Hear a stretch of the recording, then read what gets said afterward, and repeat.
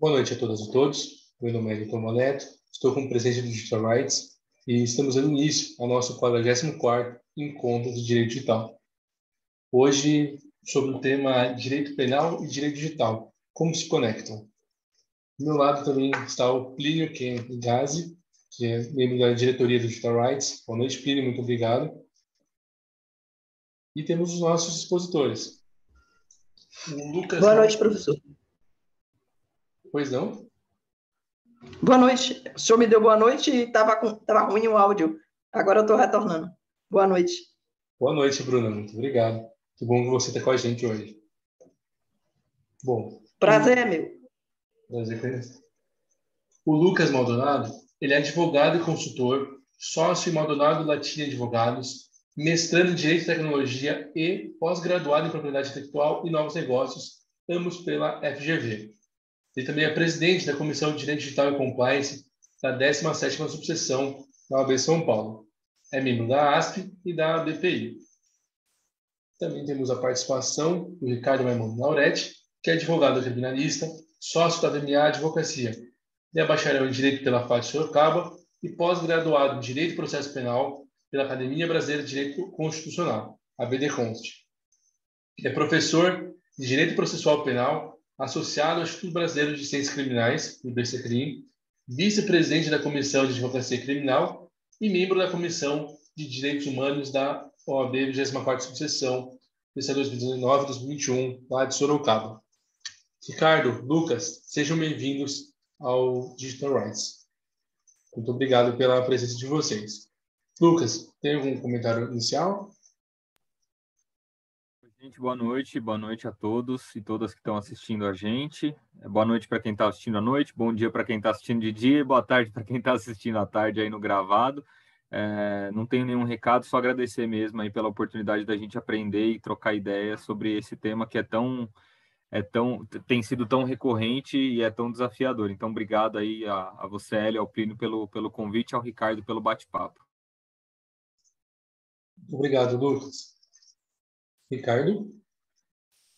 Oi, por enquanto eu acho que eu também vou só agradecer aqui e aproveitar aqui a oportunidade só para pontuar que talvez eu tenha, não sei se eu ouvi errado ou se você falou que eu te passei errado, mas atualmente eu não estou mais como vice-presidente da Comissão de Direito Penal, porque eu ocupei esse cargo na gestão anterior. Então, só para pontuar essa correção, para não prejudicar ninguém aí. Bom, então vou fazer a correção, que eu coloquei no texto de gestão 2019/2021. Então, então tá bom. Então tá certo. Legal, obrigado, viu, gente? Todo mundo que está assistindo. Muito obrigado, Ricardo. Plínio? Queria agradecer ao presidente pela introdução. Todos nós aí já nos conhecemos. Agradecer ao Lucas e ao Ricardo pela presença, por aceitarem o convite aí desse desafio. A gente vai tratar de muita coisa boa, se Deus quiser, aí para levantar temas que o pessoal vai querer depois debater com a gente. Então, a gente vai tratar de muita coisa por aqui. O pessoal, se tiver dúvida aí na gravação depois também, entre em contato com a gente, adiciona a gente no Instagram, adiciona a gente no LinkedIn e manda mensagem se tiver dúvida para a gente auxiliar no que for necessário. Perfeito, muito obrigado, Plínio. Já aproveito para dar uma boa noite para Carolina Muniz, que, olha, não perde um EDD. Poxa, Carolina, fico muito feliz com a tua participação e muito contente em estar compartilhando mais um encontro de Direito Digital contigo. Boa noite, Ricardo, e a todos. Bom, gente, vou aproveitar para começar a nossa discussão com um tema bastante delicado, bastante espinhoso, digamos assim. É notório que a gente observa nos últimos anos a evolução e demonstração da aplicação de tecnologias de inteligência artificial para o nosso dia a dia.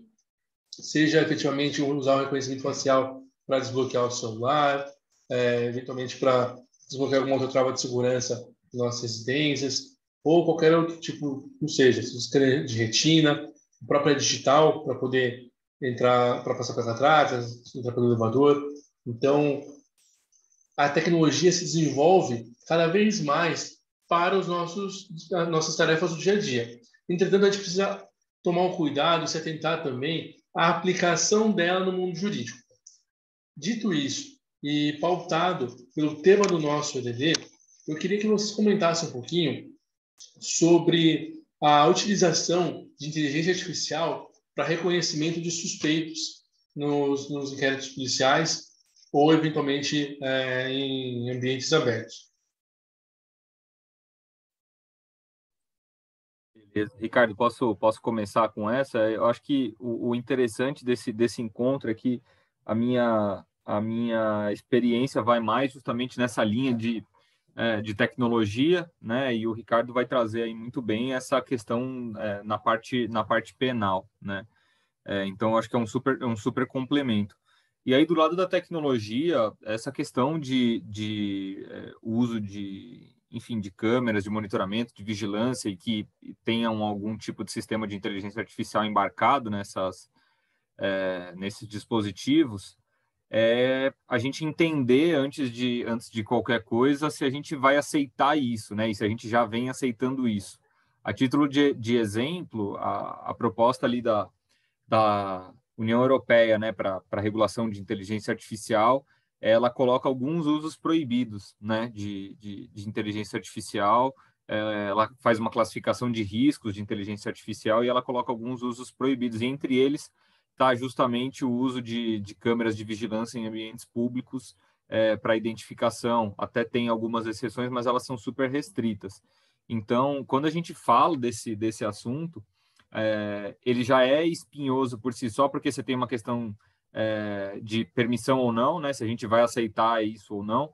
Tem uma questão de privacidade envolvida, e aí é aquilo, né? Se a gente está num ambiente público, qual é a expectativa real de privacidade de uma pessoa, mas ao mesmo tempo a gente não pode simplesmente ignorar que isso exista.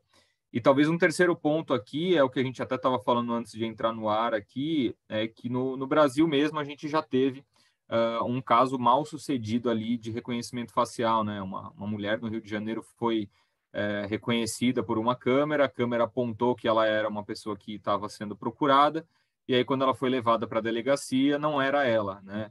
Então a gente teve aí um problema que o algoritmo apontou que uma pessoa que não era procurada estava sendo apontada como procurada. Então, a gente tem uma série de problemas aqui quando a gente fala desse uso, porque ele é um uso considerado de alto risco, né? Você está mexendo com a liberdade das pessoas, com o direito de ir e vir.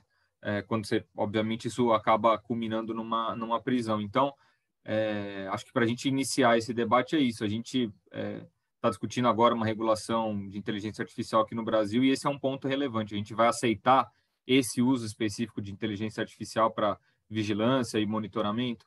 E aí, enfim, acho que é uma oportunidade legal para o Ricardo expor para a gente, do lado penal, o que tem sido discutido, se isso é válido, se não é. Acho que é uma boa oportunidade, Ricardo. Aí tá contigo a bola aí. Boa. Obrigado por passar a bola aqui para mim, né, e trazer a discussão.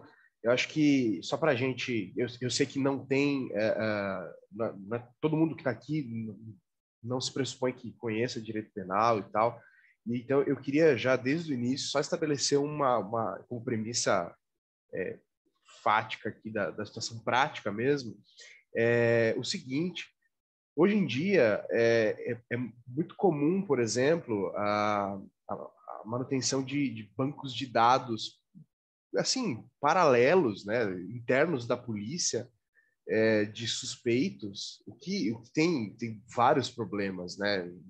Tem problemas no aspecto de direitos fundamentais, tem problemas no aspecto de proteção de dados, mais, né, violações à lei de proteção de dados, enfim. Então a premissa aqui é essa. Eu acho que assim nós temos hoje em dia uma institucionalidade que gosta desse discurso, que gosta dessa ideia de catalogar pessoas e de utilizar essas informações, e hoje em dia, né, não tem uma regulação para isso. Então, hoje, se a gente for falar de fazer uma IA que vai utilizar a cara das pessoas para fins de persecução penal, a LGPD não cobre, né? Então nós temos um anteprojeto de LGPD penal, mas que ainda está longe de ser aprovado. Então, hoje em dia, nós não temos regulamentação para isso. Se aconte... Quer dizer, já acontece, mas mais ou menos, meio que por baixo dos panos, né? Então, nós temos uma realidade que quer isso. Então, acho que dá para a gente começar a discussão com isso. Assim. Não sei se o Plínio quer comentar alguma coisa também, ou o Tomba. Sim, é bem relevante o que vocês estão falando. E eu, assim, eu concordo com a falta de legislação, mas eu entendo que a jurisprudência já está sendo formada de alguma forma, né? Então, quando a gente fala de inteligência artificial, a gente fala de triagem, biometria, qualquer coisa, a gente tem que falar em algoritmo, a gente tem que falar em proteção de dados, a gente tem que aprofundar um pouquinho também como funciona essa questão. E aproveitando aí, como o Lucas comentou, da especialidade dele, dos estudos dele, meu mestrado também foi em inteligência artificial, e só que eu me baseei mais na questão das redes neurais, né? Então, o funcionamento e a responsabilidade civil, e é óbvio que isso trata muito de algoritmo, né? E, assim, o que a gente tem atualmente com relação à triagem, já que a gente está falando de profiling, de análise de perfis e análise de imagens, é um algoritmo, nada mais é do que um algoritmo. São pessoas que, de alguma forma, produziram uma inteligência artificial por meio de machine learning, então, tentativa e erro, produziram um software, que nada mais é também, uma inteligência artificial nada mais é do que um software, um código, e esse código é algo que sempre, de alguma forma, contempla algum vício de pensamento, algum vício de raciocínio do indivíduo que criou ou dos indivíduos que criaram. Isso é extremamente complexo, porque muitas vezes é até conflituoso. Então, a gente fala de uma linguagem de programação específica, tudo bem, todos os programadores que sabem aquela linguagem vão compreender 100% do que está sendo dito. Só que aquele software de análise, profiling, aliás, para quem não sabe, profiling é a criação de um perfil através de uma análise de uma pessoa. Então, a criação desse perfil, ela é feita por meio de um algoritmo, e por mais que muitos programadores consigam compreender o conteúdo desse algoritmo, da programação e tudo mais, eles não compreendem jamais. Isso é humanamente impossível de compreender qual que é a totalidade da forma de funcionamento de um algoritmo, por causa dos milhões de linhas de programação que existem dentro de qualquer software.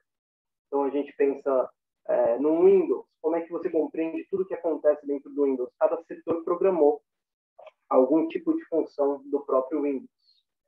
A Microsoft separa ali, faz a separação de tarefas como se fosse Scrum, eu não sei exatamente qual método eles utilizam atualmente, mas cada setor é responsável por um tipo de tarefa que o Windows faz. Uma tarefa que eventualmente modifica se você tem duas telas para acessar aquele conteúdo. Aí ele duplica a tela ou ele estende a tela. Então, o outro setor vai programar ali o que funciona quando a pessoa ativa o comando, o prompt do MS-DOS, que faz a emulação do DOS. Então, todos os setores, eles produzem um tipo de lógica. E o algoritmo nada mais é do que isso. Você transforma aquilo ali numa possibilidade de decisão. Você transforma o conteúdo que você tem por meio da lógica de programação que você aplicou para que haja um resultado diante dessa análise. Então, quando a gente fala disso tudo que acontece com relação ao âmbito penal, impossível, até diversas outras áreas do direito, a gente trata sempre de algoritmo e também de proteção de dados. Então, não é só lei geral, né? A gente tem a legislação completa aí de proteção de dados no Brasil. Tem o Marco Civil, tem o decreto regulamentador, tem o Código de Defesa do Consumidor, o Código Civil, Constituição Federal, LGPD, é só a ponta do iceberg aí. Então, eu lanço aí para vocês o desafio de a gente falar um pouquinho mais da parte de, talvez, algoritmos na prática, na área de penal, na área de civil, responsabilidade e tudo mais. Quem sabe ele... Posso fazer para jogar junto, aí eu passo para o Lucas aqui para ele completar. A questão, um assunto que é bastante estudado na área penal, né, é a criminologia, né? E a criminologia ela vai falar, dentre outras coisas, existe uma corrente criminológica, que é a criminologia crítica, que ela vai falar justamente do profiling, né, de quem é criminoso. Aí tem o cara lá, acho que talvez quem está na faculdade ainda tenha visto, o Lombroso, que fala que o criminoso tem a cabeça maior, a orelha, sei lá, aquelas coisas, né? Aí, mais para frente, a criminologia vai se desenvolvendo e a questão vai se desenvolvendo também para debates de cor, debates de classe social, de gênero, né? Então, eu acho que a questão dos algoritmos, ela, na esfera penal, ela necessariamente tem que ser enfrentada com os olhos da criminologia, e sobretudo de uma criminologia que entende que a justiça penal é seletiva, né? A gente tem que partir do pressuposto, apesar de ser uma questão velada, né, que existe uma justiça penal que é racista, sobretudo racista, mas que também condena pessoas que são pobres e prefere não condenar ou aplicar penas mais leves a pessoas que não são pobres. Então, eu acho que a gente tem que partir também dessa ótica. Eu já passo a bola para o Lucas aí, para ele. Eu acho que dentro disso que vocês estão trazendo, é importante a gente entender especificamente ali para a questão de reconhecimento facial, né? Só traçando um parênteses muito breve sobre funcionamento de reconhecimento facial, né? Basicamente, um algoritmo de reconhecimento facial, ele funciona como um sistema de busca, só para quem está assistindo a gente ficar na mesma página. Então, você tem um banco de dados cheio de fotos, cheio de pessoas, cheio de rostos de diferentes pessoas, e aí o reconhecimento facial vai olhar para um rosto específico e vai olhar dentro dessa base de dados quem bate com essas características. E aí ele faz essa busca lá dentro. Disso a gente encontra duas coisas que são importantes. A primeira delas é que a base de dados que foi usada para treinar esse algoritmo, ou seja, a forma como esse algoritmo aprendeu, ela tem que ser diversa, né? Então, dentro disso que o Plínio falou, um algoritmo, de fato, nada mais é do que um software, nesse caso, um software de busca, e que aprende a partir de exemplos que a gente dá para ele. Então, os exemplos que a gente tem que dar para eles são exemplos que têm que ser diversos. Esse é um ponto que dialoga muito com o que o Plínio trouxe e o que o Ricardo acabou de trazer. E o segundo ponto, eu acho que deve existir, né, uma questão de governança, e aqui pensando em governança num sentido amplo, para a gente conseguir, em assumindo que a gente vai aceitar monitoramento, reconhecimento facial para fins de monitoramento e de vigilância, se a gente quais as ferramentas de transparência, de mitigação de risco, de até gestão de risco, se a gente for assumir algum, a gente vai usar. Ponto. Dito isso, tem um caso bem emblemático, Hélio. Não sei se você já ia falar do Compass ou se a gente pode trazer agora. O que você acha melhor, Hélio? Eu queria fazer uma observação sobre a questão de IA. A gente já segue no Compass, pode ser? Beleza, não, tranquilo, manda ver. Eu confesso que assim, você terminou a tua fala, Lucas? Não, sim, era isso mesmo. Aí eu ia falar do Compass, mas eu acho melhor a gente. Aí você termina e a gente fala do Compass. Tá bem, Lucas. Bom, eu acho que assim, em relação à própria parte de reconhecimento facial, eu entendo ela como necessária em algumas atividades. E eu até assisti a a exposição do Fábio Stable na CCTIC, eu acho que foi em 2019, 2020. Ele comentou sobre a utilização de IA. Ele trouxe um dado que, se não me engano, a polícia de Gales, do país de Gales, tentou buscar um reconhecimento facial em grandes eventos e percebeu que houve uma taxa de falha de 92%. Então, 9 em cada 10 pesquisas falhavam. Só que ele trouxe um ponto que aí eu já entendo mais razoável, que é a questão do controle, né? Ele comentou, né? Poxa, e quando a gente vai falar de reconhecimento facial nos aeroportos, né? Então tem imigração, porque essa taxa costuma ser muito menor de erro quando você tem um ambiente controlado. E é necessário, se não entendem o necessário, é de suma importância que exista reconhecimento facial nas fronteiras, em qualquer atividade que envolva efetivamente a entrada ou conferência ou prevenção à fraude, etc., com terceiros. E, realmente, num ambiente controlado, as pessoas são identificadas. Existe essa questão. Eu acho que a discussão precisa evoluir para como trazer um pouco mais de controle na hora da fiscalização. Nós tivemos o recente caso da decisão agora de março de 2022, se não salvo engano, da juíza que suspendeu a questão do funcionamento das câmeras no metrô de São Paulo. Salvo engano, a justificativa foi por conta de não previsão concreta no edital, ou que não tinha ficado muito claro a utilização dessas imagens. Eu já faço minha culpa, preciso verificar completamente essa decisão. Inclusive, a decisão vai estar aqui na descrição do vídeo para todo mundo poder acessar. Eu acho que realmente assim precisa ser destacado qual é a finalidade. Não estou falando do caso concreto, estou falando no geral agora. Precisa ser destacado qual a finalidade da leitura e da análise da biometria para aquele fim determinado, como esse banco de dados vai ficar disponível, se vai ser compartilhado com o poder público ou não, se ele vai ser atualizado de tempos em tempos. Eu lembro até que era uma questão muito forte, que eu discutia até na época de faculdade. Poxa, por que não existe um sistema de banco de dados integrado entre a Polícia Civil, a Polícia Militar, de todos os estados de São Paulo, todos os estados da nossa federação, da nossa nação. Então, a gente precisa entender a parte prática, a parte operacional, para ter essa discussão em paralelo. Eu destaco que ele funciona muito bem. Vamos até comentar agora sobre a própria questão de transporte público. Poxa, a gente passa na catraca o nosso cartãozinho e tem a câmera de reconhecimento facial. Então, prevenção de fraude. O terceiro utilizando indevidamente um bilhete eletrônico de bilhetagem, eventualmente vai conferir algum desconto ou alguma isenção, caso seja disponível para aquela pessoa. Então, eu entendo que realmente a utilização de IA para reconhecimento, ou seja, para a questão de biometria facial, eu acho ela muito importante. Ela não pode ser descartada.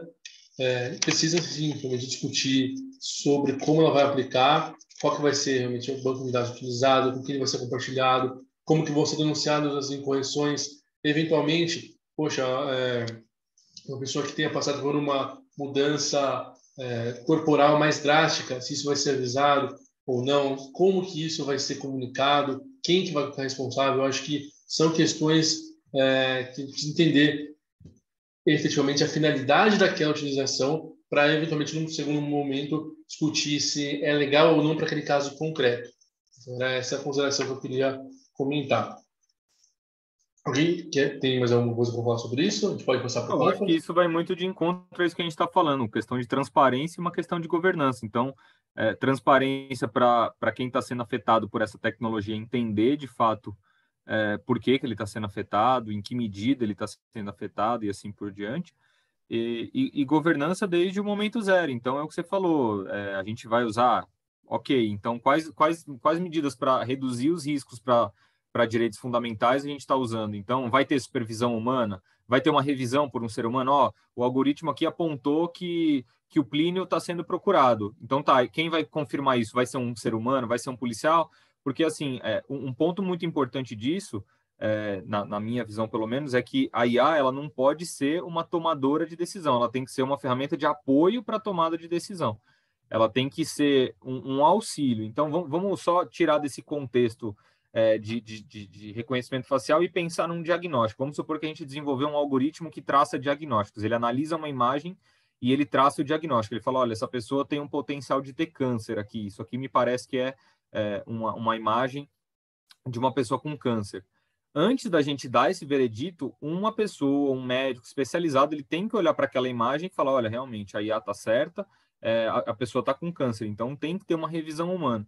Tudo isso são instrumentos de governança para garantir que o direito fundamental das pessoas que estão sendo afetadas pela tecnologia não vai ser necessariamente violado nessa medida tão eventualmente drástica. Só isso que eu queria falar para a gente avançar. Obrigado, Lucas. Ricardo?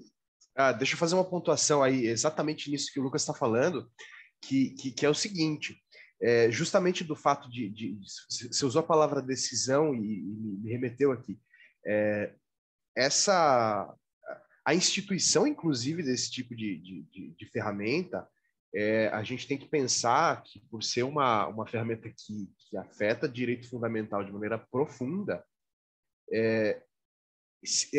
como vai ser instituído isso? É por lei? Se é por lei, é uma lei meramente autorizativa, né? Aliás, é uma lei definidora de competência, ou ela é uma lei que autoriza especificamente esse negócio?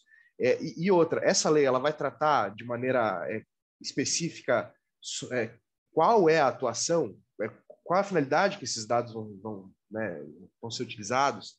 Vai ter tratamento desses dados para outras finalidades que não isso?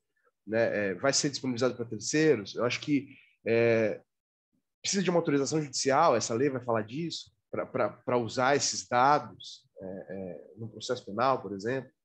Então, acho que todas essas outras questões que envolvem até, acho que o tema que eu vou tratar um pouco mais para frente, a gente tem que considerar também, né? Não é simplesmente, gostei aqui, vou colocar isso porque é eficiente. Precisa ter uma autorização específica sobre isso. Seja judicial, seja legal. Eu vou colocar uma parte mais opositora aqui, viu, meu querido Ricardo? Não sei se vou muito de encontro à sua ideia, mas a solução tecnológica ela já é de forma inerente e incontrolável. É inerente à produção tecnológica a incontrolabilidade de uma startup. Até porque você não sabe que ela existe, ela não tem nem formalização societária.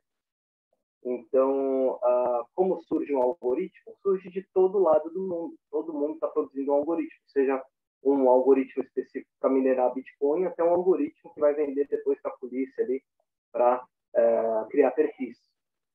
E, assim, eu não entendo como possível uma auditoria algorítmica, porque, como eu falei, a produção de algoritmos é violenta. E a quantidade de linhas de programação para um algoritmo é muito mais violenta. Então, para você ter um órgão, por exemplo, no Brasil, que audite algoritmos, puxa, vai precisar, primeiro, de uma especialidade violenta, segundo, vai ter que quebrar o código objeto para virar um código-fonte analisado, e isso já vai de encontro à propriedade intelectual, à propriedade industrial da existência do software, né, o direito autoral ali, do código. Então, não existe aí, o Lucas comentou, de uma auditoria, ao meu ver, e aí, por favor, se eu estiver errado, me corrijam, eu acho que não existe uma possibilidade muito evidente, a não ser uma quebra por autorização e determinação judicial após algum fato relevante, para que alguém analise o código-objeto. E, diante disso tudo, a gente já tem como uma lógica de existência de um algoritmo que a base de machine learning é um banco de dados já basicamente estruturado. Ou seja, como o Lucas muito bem explicou aí a questão da imagem no banco de dados público. Então, talvez, sei lá, o Interpol, o FBI, tenham um banco de dados de imagens de indivíduos que são procurados no mundo inteiro. Esse banco de dados vai ser analisado e a inteligência artificial vai ter uma forma de direcionar alguma repreensão aí, uma repressão à pessoa. A gente sabe que, infelizmente, a maioria das pessoas que são presas são negras e pobres. Então, é uma tendência natural de qualquer algoritmo, isso a gente falando do mundo ideal, de um algoritmo ter uma chance gigantesca de uma discriminação. Então, o erro está inerente a esse tipo de prática. Então, o que o Lucas também ponderou muito bem, no sentido de haver um controle humano depois de algum tipo de fator identificativo de uma pessoa, um indivíduo, é imprescindível. Não existe determinação de prisão por um machine learning, por qualquer máquina, por qualquer algoritmo, senão aí, de novo, a gente repete o mundo fictício, né? A gente faz um Minority Report aí do Tom Cruise, que a gente faz com que os precogs façam a prisão automaticamente até antes da pessoa praticar o crime. Então, já levanto a bola aí para tratar do caso que o Lucas comentou.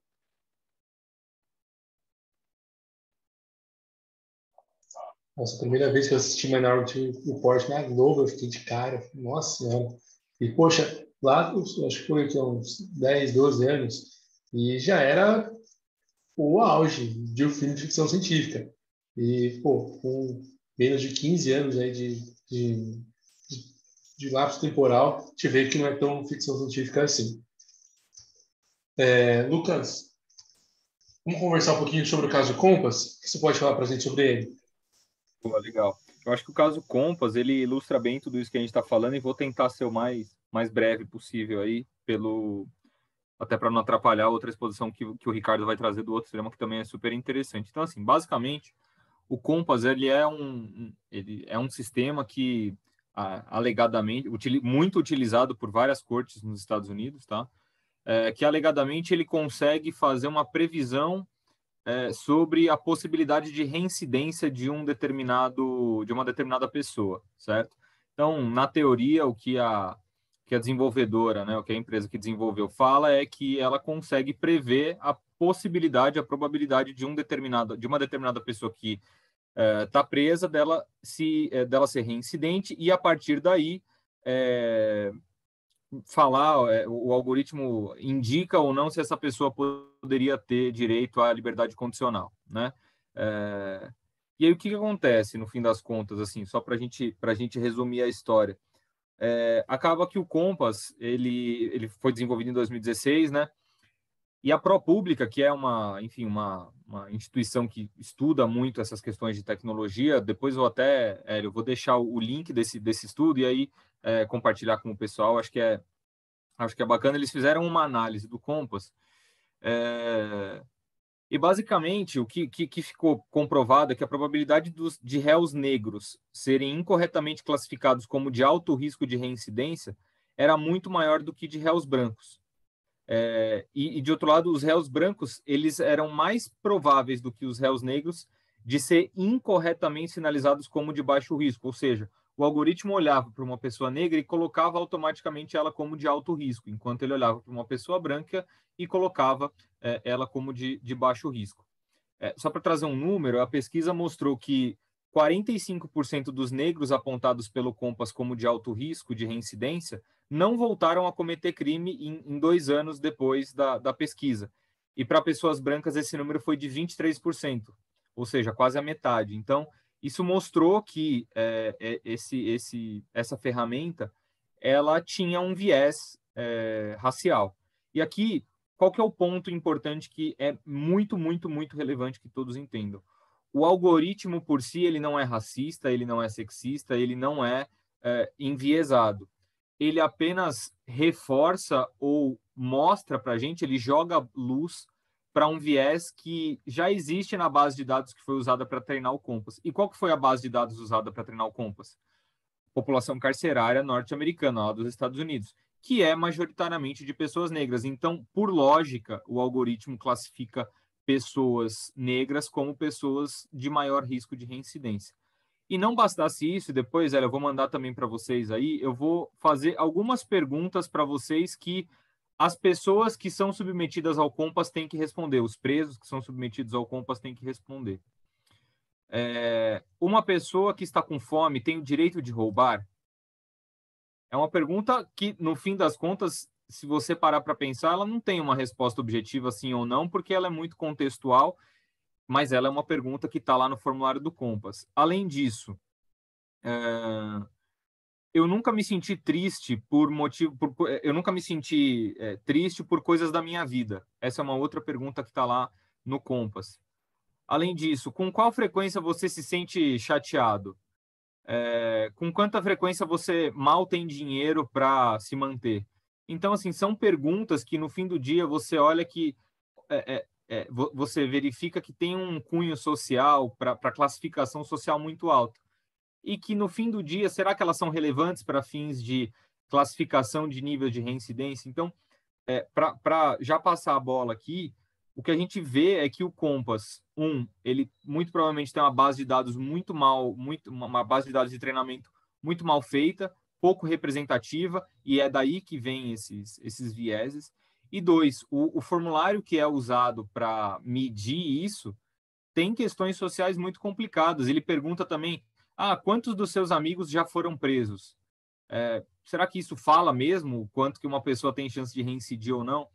Então, acho que a grande mensagem só que eu queria passar aqui é um caso extremamente delicado e, por incrível que pareça, o Compass ainda é usado no sistema judiciário norte-americano. Então, parece surreal, mas sim, ele é uma ferramenta que ainda é utilizada. Mas eu acho que o ponto mais importante que a gente tem que sair daqui aprendendo hoje é o algoritmo, a tecnologia, ela não é racista per se. Ela apenas joga a luz para um viés ou um tipo de preconceito que a própria sociedade já tem. Eu acho que a gente tem uma grande oportunidade de tentar mitigar isso com o uso da tecnologia.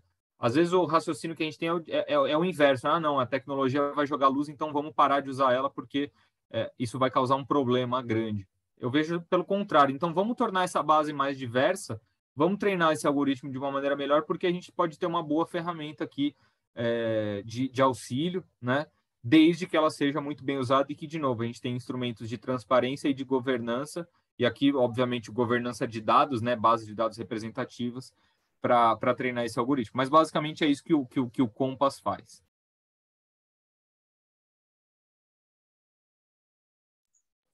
Eu não sei nunca tinha ouvido falar nesse caso. Me contente pela tua explanação. Caramba, já anotei aqui que realmente... qual que é a fundamentação jurídica para manutenção do sistema? Ou não tem porquê? Então, não tem. Eu particularmente não conheço, e olha que curioso, né? Um detento que foi analisado pelo Compass, o advogado dele pediu acesso aos pesos, né, que são dados para cada critério, e ele levou isso para a Corte Estadual, né? E não ganhou sob o fundamento de segredo do negócio. O que foi dito é que se ele soubesse, né, se essa informação fosse aberta, isso violaria um segredo de negócio. Então, no fim do dia, ele foi julgado por pesos e critérios que ele, na verdade, não sabe, que são um pouco opacos demais, né? Mas eu não conheço o fundamento para isso se manter. Eu sei que, de fato, as pessoas que tentaram ter esse grau de transparência de como funciona não conseguiram sob esse fundamento de segredo do negócio. Caramba, tô surpreso agora com a saída do justificativo, porque realmente é razoável pensar que é o segredo de negócio, mas até que ponto não pode ser algo, talvez, ser tratado de maneira sigilosa pela justiça ou algo assim, né? Como, salvo engano, tem uma assessoria pública que conversa sobre algum assunto que é um negócio da empresa e foi colocado pela justiça. Justamente por conta, poxa, mas violou, LGPD não violou, segredo de negócio, então vamos discutir em segredo de justiça. Então, enfim, interessante essa colocação. Maimônides, quer comentar alguma coisa sobre o caso Compass, Tínio? Posso passar para o próximo tema?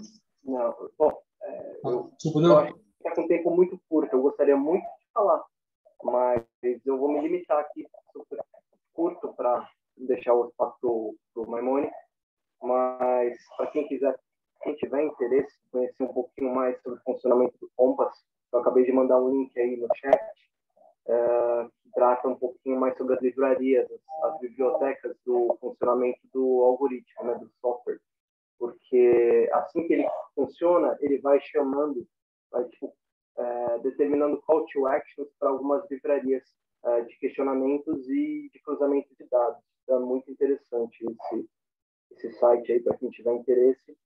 E é isso. Obrigado por compartilhar aqui. Maimônides, fazer um comentário? Não, vamos lá. Vamos tomar Bom, então já aproveitando o embalo, queria, Maimônides, por favor, que você comentasse com a gente sobre o compartilhamento de dados financeiros sigilosos para fins penais, a partir do confronto da decisão do recurso extraordinário 1055-941, E é o tema de um artigo, é isso? É um artigo que eu escrevi que ainda não está publicado. Eu estou ainda, na verdade, adaptando ele para formato de publicação, mas não tem prejuízo em comentar assim, premissas básicas e tal. Quem me orientou nesse artigo foi o professor Davi Tangerino. Ele é membro da comissão que escreveu o anteprojeto de LGPD penal. Então, ele é um cara que depois, se estiver assistindo depois aí, fica um abraço para ele aí. Ele é um advogado criminalista de São Paulo, bastante conhecido, e professor da GV, da UERJ. E a ideia, na verdade, me veio quando eu estava participando de um grupo de estudos do IBCCRIM, de Direito Penal Econômico, é uma área que eu atuo hoje. E surgiu essencialmente de uma decisão do STF, no finzinho de 2019, que é problemática no ponto sobre o aspecto da proteção de dados. Para resumir essa decisão, é o seguinte: eles decidiram que o compartilhamento de dados entre as instâncias que detêm esses dados financeiros, ou seja, a Receita Federal, a Fazenda Estadual, que tem esses dados naturalmente, né? Eles pegam esses dados direto dos contribuintes, direto das instituições financeiras. Esses dados são necessariamente cruzados, a gente sabe disso, a gente declara imposto de renda e esses dados são cruzados com a Receita Federal. Aí, a problemática foi um recurso especial, um recurso extraordinário que foi para o Supremo, que falava justamente da possibilidade de compartilhar os dados com as instâncias penais. Então, os dados da Receita Federal e da Fazenda Estadual serem passados para as instâncias criminais sem autorização judicial. O recurso ele surgiu antes da LGPD, e ele foi julgado já na vigência da LGPD, mas ela ainda não estava produzindo efeitos. Então, primeiro pesquisei o acórdão e vi que não falava nada sobre proteção de dados. Só que é um tema que trata essencialmente de dados, e ainda mais, não são dados sensíveis, mas são dados sigilosos, né? E sensíveis não no sentido prático, não no sentido específico da lei, né? Mas sensíveis no sentido de que, tem movimentações financeiras ali, dá para você saber, a título de exemplo, se vendo a movimentação financeira da pessoa, se ela está, sei lá, traindo a esposa no motel, entendeu? É possível de saber esse tipo de coisa. Qual é o tipo de compra que ele faz, enfim. Então, o que ficou decidido pelo STF? Que essa operação de tratamento de dados, né, não usou esses termos, mas essa transferência de dados entre instâncias de inteligência financeira, digamos assim, para instâncias de repressão penal, poderia ser feito sem autorização judicial, mediante automática requisição do Ministério Público, nem passa por juiz. E eu entendi que essa questão é problemática, né? E fui buscar ali, tanto no anteprojeto da LGPD penal, quanto na própria legislação que já existe e também na doutrina que fala de proteção de dados, algo que pudesse servir ali para corrigir essa situação, né?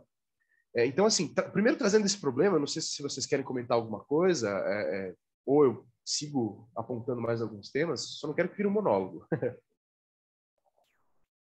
Vou fazer uma breve observação sobre essa decisão. Foi muito bem explicado por você, Mamãe. A base da autorização foi o poder geral de cautela do órgão público, né? Então, exato. Eles autorizaram a transferência do sigilo, que daí poderia... como é tudo Estado, todo Estado pode pegar, entendeu? Seria mais ou menos essa a ideia. Então. Mas é uma distorção um pouquinho evidente ali da questão do poder geral de cautela, que é atribuído a um juiz, né? Seja de primeira, segunda instância ou Tribunal Superior.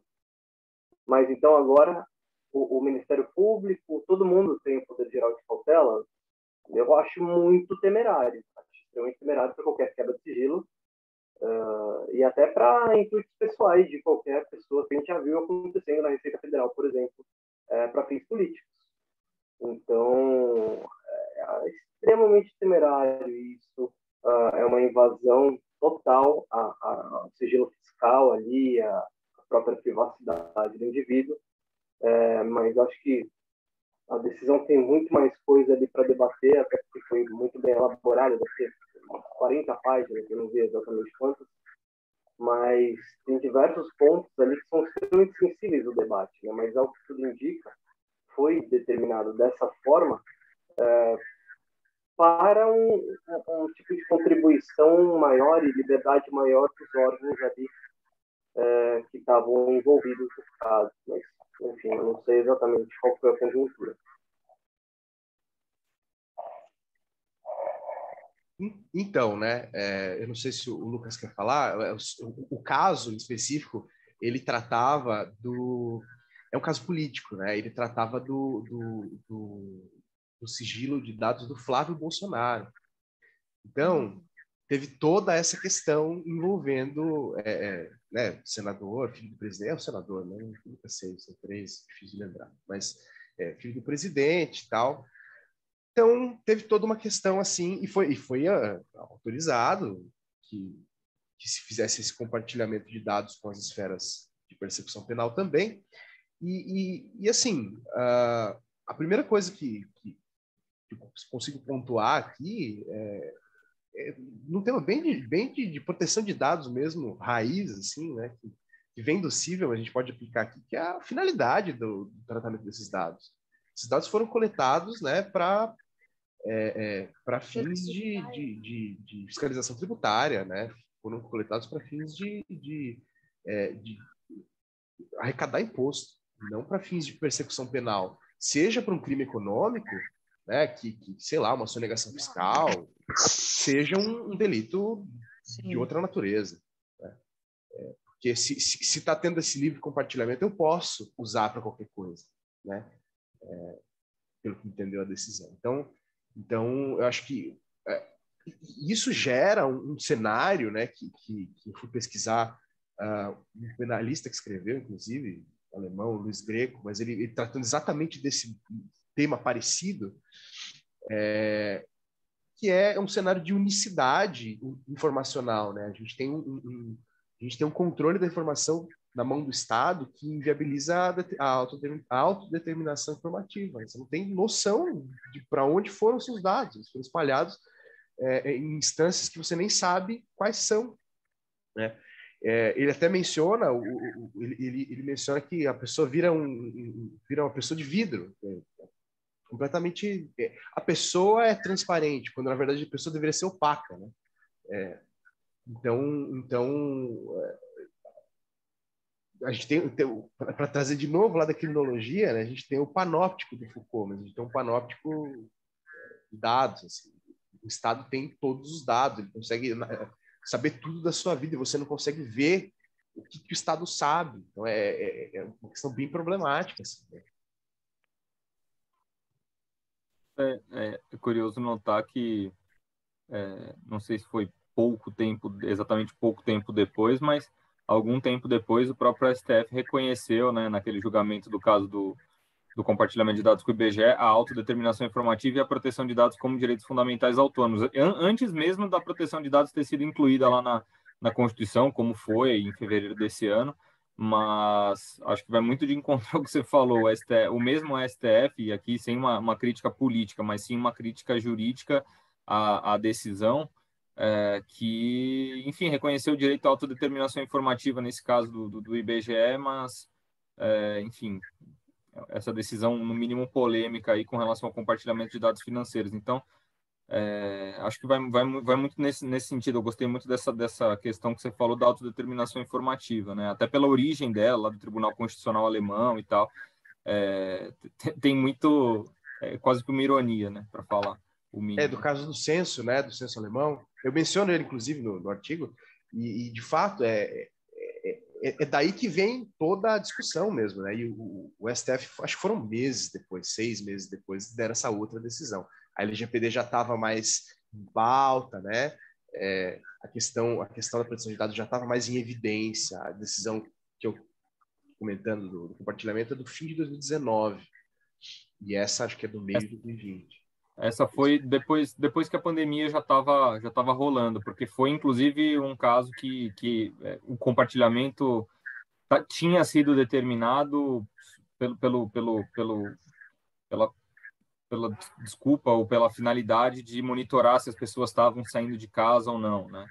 Então era mais ou menos isso. Mas só essa intervenção que eu queria fazer, até pelo adiantado da hora, é curioso, né? Como proteção de dados e questões penais, elas se falam muito, mas proteção de dados está na LGPD excluída, expressa e muito grandemente, assim, né? Tem um inciso específico lá no artigo 4º falando, olha, para fins de investigação penal e segurança pública, LGPD está fora.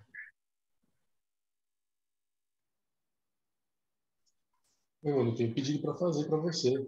Quando for publicado o artigo, por gentileza, encaminhe para a gente, porque, poxa, não sei realmente agora o público que está presente agora no evento, se são estudantes de direito, se estão no início de carreira como advogados, ou se são servidores públicos. Mas, ó, se tem a bolsa de direito aqui, já manda uma mensagem para o Maimone, porque tem uma de TCC, hein? Então, para quem tiver interesse, poxa, para o Lucas, assim, realmente, para a gente entender, acho que o grande motivo desse EDD é justamente demonstrar a própria pluralidade da prática do direito digital, né? Da prática de produção de dados. Então, não está ligado apenas à LGPD, não está ligado apenas à área de litígio no civil ou consultivo civil, não. A gente tem conexão em tudo, seja a parte da galera de exatas, aí, do pessoal amigo do Cleaner. Então, assim, poxa, na programação da IA, ou totalmente como que o STF está analisando o tema. Então, tem uma exposição interessantíssima, eu fico muito feliz em poder ouvir de vocês hoje essas colocações. Muito obrigado, viu? Eu vou perguntar agora para o pessoal do chat. Gente, vocês têm alguma dúvida? Querem fazer um comentário?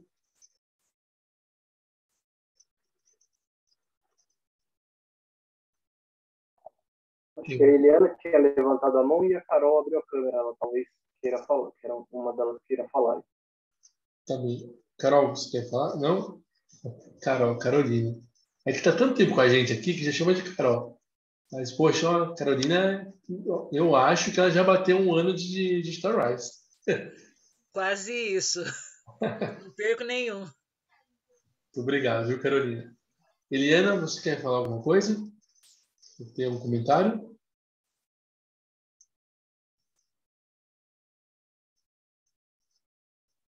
Bom, então, se alguém quiser se manifestar no chat, fique à vontade. Agora eu vou passar para as considerações finais. Línio? Achei sensacional a exposição. Muito obrigado, Lucas. Muito obrigado, Maimone. Temas extremamente relevantes, né, na sociedade. A gente tem pouquíssimo tempo. Passou voando aqui, infelizmente. Mas são temas de extrema relevância aí que a gente tem que debater, porque senão a gente acaba não chegando em lugar nenhum. Inclusive na parte legislativa, né? A lei vem desse debate. E eu levanto aí um tema que o Bruno Bioni, excelente doutrinador, aí, sumidade no direito à privacidade, LGPD, foi um dos contribuintes aí para a LGPD. Ele e o Renato Leite, grandes amigos meus, eles ambos levantam o tema no sentido de que toda a questão de privacidade é aquilo que o Ricardo muito bem falou. O ser humano ele não tem que ser transparente, é opaco, né? Então eles levantam a ideia de uma cortina. Se você vive num prédio, você tem que ter a cortina, você tem que ter a sua privacidade interna. Essa cortina pode ser um pouco transparente, não tem problema. Então o tratamento dos dados é uma realidade no nosso mundo atual. A gente tem que aceitar.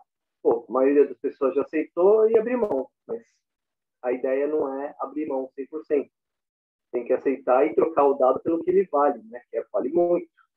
Então, fornecer dados biométricos, fornecer dados sensíveis da sua pessoa, são questões extremamente relevantes ali que podem gerar uma repercussão muito negativa para o seu futuro ou, eventualmente, para os seus filhos. Nunca se sabe o que pode acontecer com esses dados.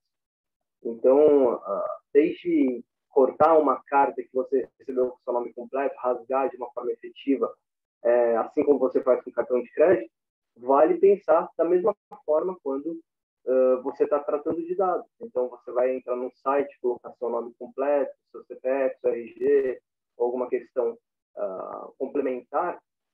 Assim, a maioria dos sites não está adequado com qualquer legislação de proteção de dados. Então, por essa falta de adequação, está inerente ali. Primeiro, o funcionamento já não está regular, porque não tem essa adequação legal. Está coletando dados, né? Segundo, a gente não sabe o que faz com o nosso dado.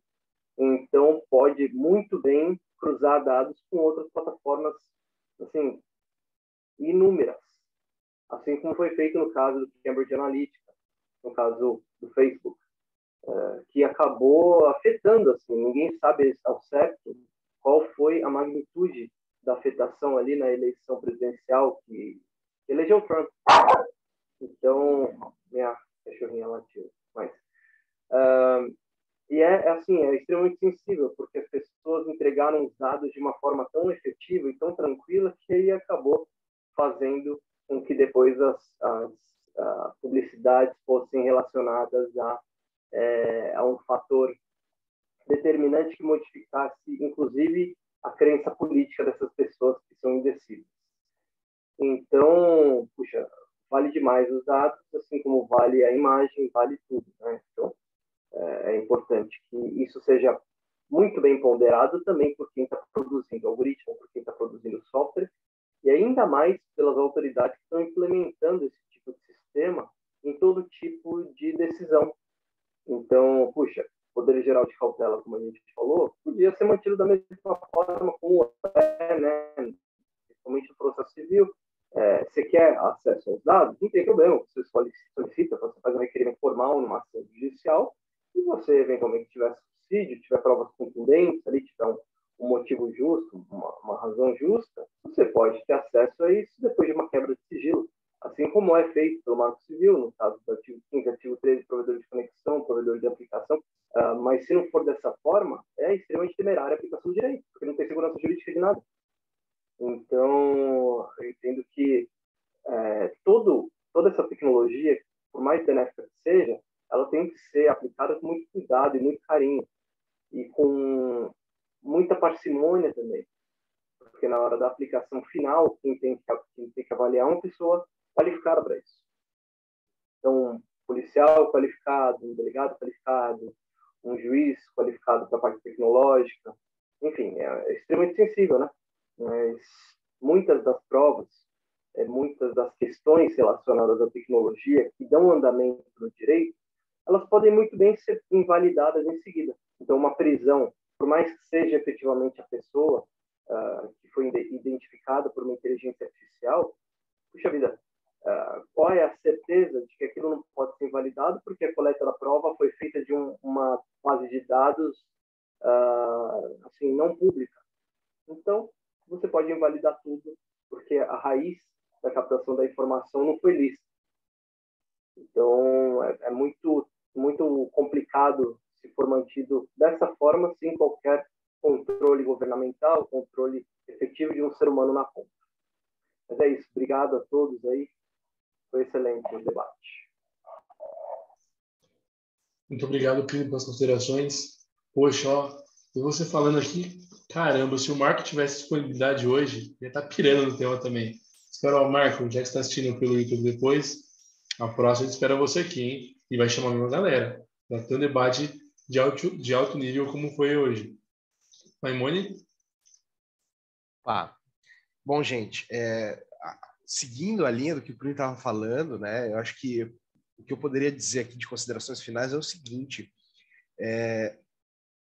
precisa abrir os olhos, né? O pessoal do civil abrir os olhos muito mais cedo, mas a gente, enquanto advogados, todo mundo, na verdade, que vai lidar com o direito, tem que sacar que você precisa entender, se você quer viver no século XXI, a partir de 2020, você precisa entender que você tem que saber, pelo menos o básico da teoria do direito digital. Porque porque, assim, tudo vai envolver direito digital. Sei lá, eu sou criminalista, eu atuo com direito econômico, penal econômico, mas daqui a pouco o cara já tem decisões nesse sentido. O cara que está preso com o tráfico de drogas pega o celular dele para mexer no celular. É uma autorização judicial, uma intervenção digital, né? Então, assim, das pequenas às grandes coisas, a gente precisa saber dessa área. Então, hoje em dia tem discussão de prova ilícita por quebra de cadeia de custódia, que sei lá, a prova foi um print do WhatsApp e você não tem como ter confiabilidade da prova, né? E absolveu. Então, assim, gente, a mensagem que eu acho que eu posso deixar é importante saber, pelo menos o básico, entender o direito digital, o beabá, saber da parte mais doutrinária, entender um pouquinho da LGPD, acho que é bem importante. Então, para mim, acrescentou muito aprender um pouco mais disso. Eu acho que isso vai definir um profissional do direito do futuro. E eu, para encerrar aqui, gostaria de agradecer muito a participação, o espaço que vocês me deram aqui. Se possível, eu gostaria de participar mais vezes aí, quando o tema for da minha alçada. Então, agradeço muito vocês, queria deixar um abração para todos.